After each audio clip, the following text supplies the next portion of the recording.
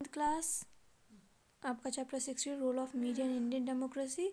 तो मैंने आपके यहाँ पे एजेंडा जो है टॉपिक था आपका एजेंडा ऑफ मीडिया। मैंने यहाँ तक आपको स्टार्ट करवा के पहला आपका पैरा हो गया था, सेकंड से आज स्टार्ट होगा। तो there are several instances however when media fails to focus on issue that are important in our society। कभी कभार ऐसा होता है कि जो मीडिया है उन इश्यूज़ पे फोकस नहीं करती है जो हमारी सोसाइटी के लिए, हमारे समाज के लिए जानना बहुत ज़रूरी है। जैसे thousands of people living in India are homeless.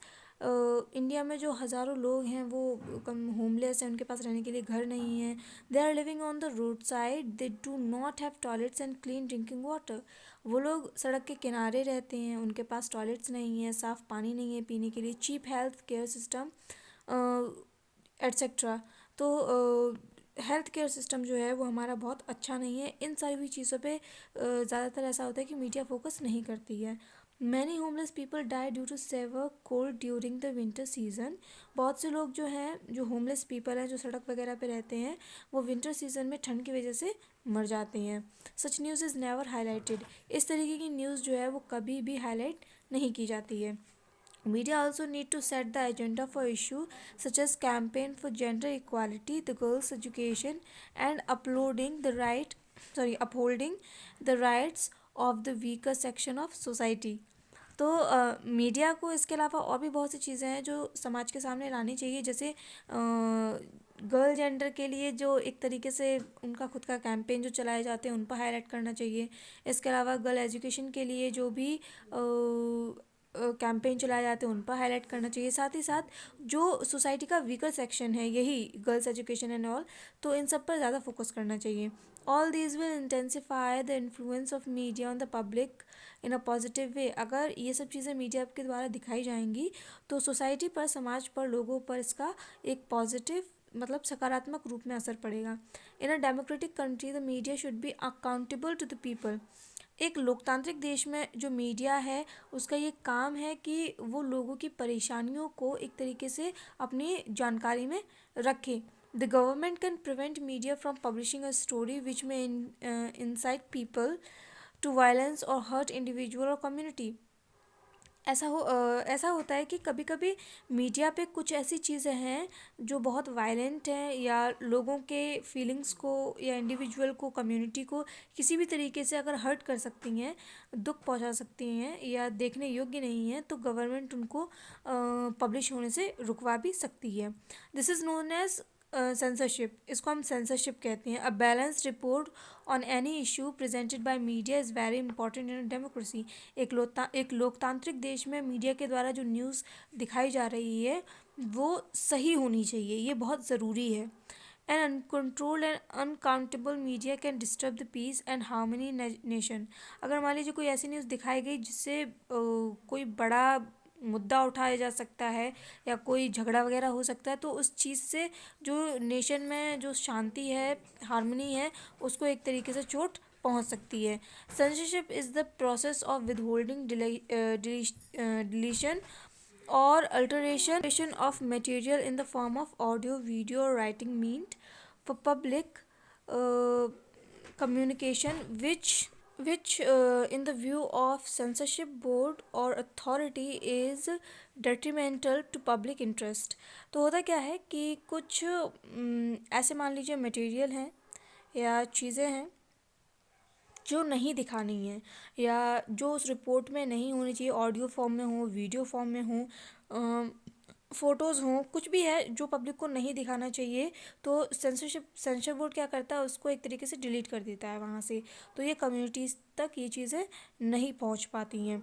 In the view of censor board और authority, censorship board and authority is detrimental to public interest. मतलब आपने देखा होगा टीवी चैनल्स पे कभी भी न्यूज़ दिखाई जाती है तो कुछ फ़ोटोज़ वगैरह होती हैं उनको नहीं दिखाया जाता या उनको ब्लर कर दिया जाता है। तो वो रीज़न होता है कि सेंसर बोर्ड द्वारा उन चीज़ों को न दिखाने पे रोक लगाई जाती है। ठीक है, तो इसीलिए उन चीज़ों को ब्लर कर दिया जाता है। या कुछ रिपोर्ट्स होती है जो पूरी तरह आपको नहीं दिखाई जाती हैं क्योंकि वो वो एक तरीके से कम्युनिटीज़ के लिए या समाज के लिए दिखाने के लायक नहीं होती हैं, सही नहीं होती हैं, इसीलिए उनको डिलीट कर दिया जाता है। It covers all type of media such as book, film, press, radio, television, interest. Censor board के द्वारा जिस टाइप की भी मीडिया है, चाहे वो बुक के फॉर्म में हो, फिल्म के फॉर्म में हो, प्रेस के फॉर्म में हो, सभी में से वो ऐसी चीज़ें हटा देते हैं जो पब्लिक या सोसाइटी समाज के लिए सही नहीं है। ठीक है।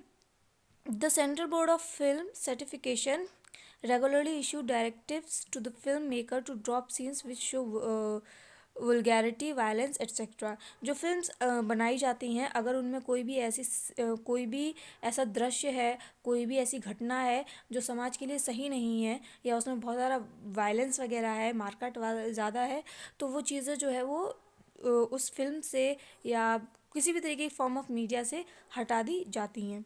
ठीक है। There are laws that govern media like Newspaper and Broadcasting Code of 1962।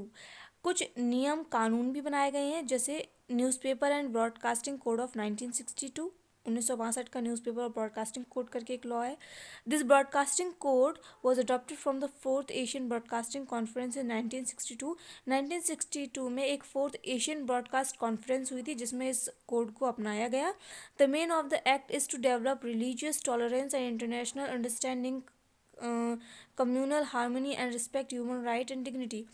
इस एक्ट का ये जो कोड है, ये लॉ है, इसका सबसे बड़ा एक तरीके से रीज़न ये है कि जो रिलीजियस टॉलरेंस है, जो धार्मिक एक तरीके से सहनशीलता है, इसके अलावा जो इंटरनेशनल अंडरस्टैंडिंग है, दूसरे देशों में क्या हो रहा है, क्या नहीं हो रहा है, एक दूसरे को समझने की जो क्षमता है, और कम्युनल हार्मनी और समाज के बीच में जो शांति स्वभाव है, उस सभी चीज़ों को, ह्यूमन राइट्स को रिस्पेक्ट के लिए, सभी के लिए इसको बनाया गया।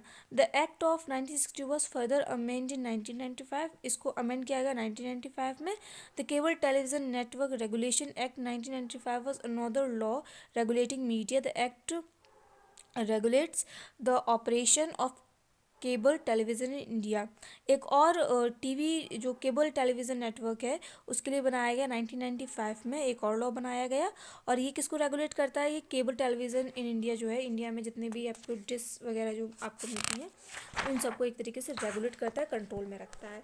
अब आपका नेक्स्ट टॉपिक है आपका गवर्नमेंट एंड मीडिया। तो सरकार और मीडिया किस तरीके से साथ चलते हैं, क्या होता है वो उसमें है। Media play a very important role in democracy as it spread information and allows people to express their responses and opinion. Media जो है एक डेमोक्रेटिक लोकतांत्रिक देश में एक बहुत अहम रोल अदा करती है, क्योंकि एक तो ये लोगों के बीच में इन्फॉर्मेशन पहुंचाती है, साथ ही साथ उनके किसी भी चीज़ के बारे में क्या व्यूज़ हैं, लोगों के क्या व्यूज़ हैं, उनका क्या रिस्पॉन्स है, वो भी सरकार तक पहुंचते हैं। So in democratic country it should be free and independent to give a balanced report और अ स्टोरी।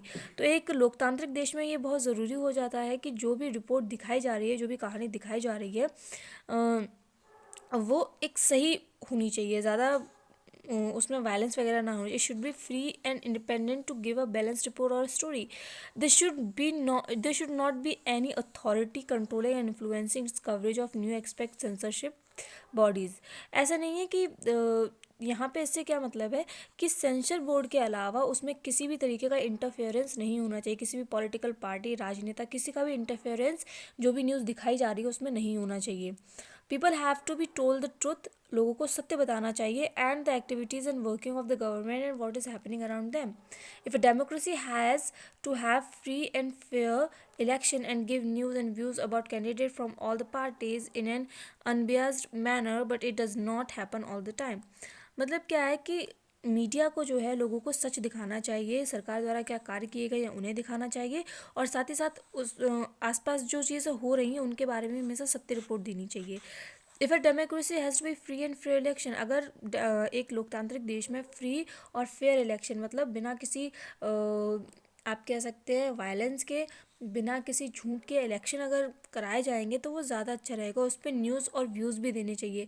ऐसा नहीं है कि आप एक पार्टी को ज़्यादा अच्छा उनके बारे में बताएं और एक पार्टी के बारे में बहुत कम बताएं। आपको दोनों ही पार्टीज़ के अच्छे और दोनों ही पार्टीज़ के बुरे गुणों को बताना चाहिए, लेकिन ये हमेशा ही नहीं होता है। These days there is a story link between media and business houses. आज के समय में हम देख सकते हैं कि मीडिया और एक तरीके से ये जो पार्टीज़ वगैरह हैं, ये एक तरीके से बिजनेस बन गया है. So it is very difficult to get balance news और रिपोर्ट्स ऑन सम इश्यूज़. तो ये बहुत मुश्किल है कि कुछ चीज़ों पे हम लोगों को एक सही जानकारी नहीं प्राप्त होती है. Therefore it is important to understand that any news report may not be completed. In other words it may be one sided report और न्यूज़. तो ये ज़रूरी हो जाता है जानना कि जो भी रिपोर्ट या न्यूज़ हम देख रहे हैं हो सकता है कि वो पूरी ना हो या फिर उसका सिर्फ एक ही पहलू आपको दिखाया जा रहा हो.